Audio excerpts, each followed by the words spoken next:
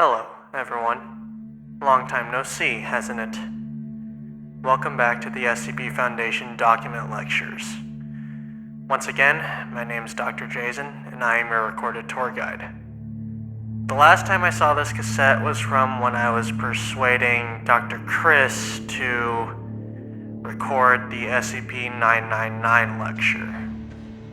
I have absolutely no idea if he has officially recorded those lectures as of yet, but what I do know is that these tapes are to be recorded on a very tight schedule. So, yeah, it's a little crazy. Anyway, without further ado, let's take a look at SCP-131. Object Class: Safe. Special Containment Procedures. No special safety procedures are to be taken with SCP-131-A and SCP-131-B. They are free to travel about Site-19 so long as they do not attempt to enter any restricted areas or attempt to leave the facility. Casual contact with the subjects is permitted, but is recommended that such contact be kept to a minimum to prevent the creatures from forming an attachment to personnel. Hourly tabs are to be kept on the subjects at all times. Failure to account for their presence at these times constitutes a Level 1 lockdown situation. Any report of abuse or mistreatment of the subjects will result in a harsh reprimand. Description: SCP-131-A and SCP-131-B, affectionately nicknamed the iPods by personnel, are a pair of teardrop-shaped creatures roughly 30 centimeters, 1 foot in height, with a single blue eye in the middle of their bodies.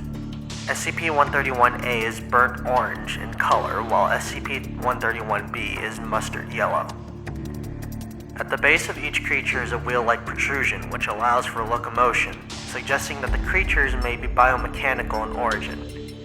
The subjects can move surprisingly fast, covering 60 meters, 200 feet in a matter of seconds. The subjects, however, lack a braking system, which has led to some rather spectacular, if not overly amusing, mishaps involving the creatures. The subjects have also shown the ability to climb sheer surfaces and have gotten lost in the air vents on more than one occasion. The subjects seem to have the intelligence of common house cats and are insatiably curious. Most of the time, they simply roll around the facility, observing personnel at work and catching peeks of other safe class SCPs.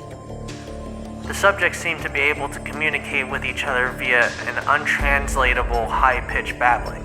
The subjects have never been observed to blink, even in laboratories when the subjects have been videotaped for over 18 consecutive hours.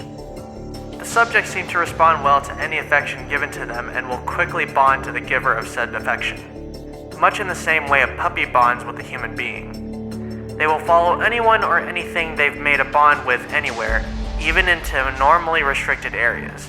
Although curious, the subjects can sense danger in their general vicinity, and if the object of their bond begins to approach something they register as dangerous, for instance, Euclid or Keter class objects, they will swarm around their bond companion's feet or appropriate extremities, while babbling in a panicked tone, as if to warn them.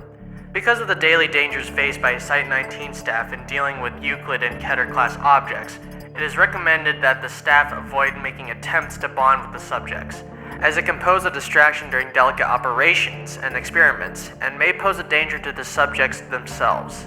See Addendum 131-1. If the subjects are ignored by their bonded target long enough, they will eventually lose interest and return to their normal activities.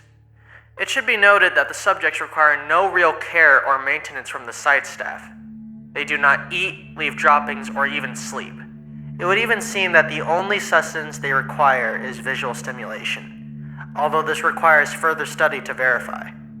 Subjects SCP-131-A and SCP-131-B were found in the cornfield outside in the year 19. They were promptly transported to Site-19 via and were then downgraded to safe class and given free rein across the site once it became clear that they were not broadcasting what they saw to any hostile foreign powers. Addendum 131-1. During the incident that took place on The subjects followed one of the cleaning staff on routine cleaning of the container of SCP-173. After their normal attempts to warn the cleaner of the danger were ignored, the creatures rushed into the container in front of him and the other 2 personnel on duty. Once inside, the staff members observed the subject sitting in front of SCP-173 and watching it intently, as if aware that it could only move if unobserved. The cleaners ignored the presence of the subjects and continued with the bi-weekly cleaning as per standard procedures. When the cleaning crew left, the subjects did as well, rolling backwards slowly and never taking their eyes off of SCP-173. Current applications of 131A and 131B as quote-unquote wardens for SCP-173, and perhaps other SCPs which require constant observation, such as SCP-689, are being considered. And there you have it, a documentation on SCP-131. I guess it's time for me to go now, but for those that still need more lectures, take a look at the other past lectures that we've done here. There is still more to come, but those will be for another time. Anyways, class dismissed. Have a good day.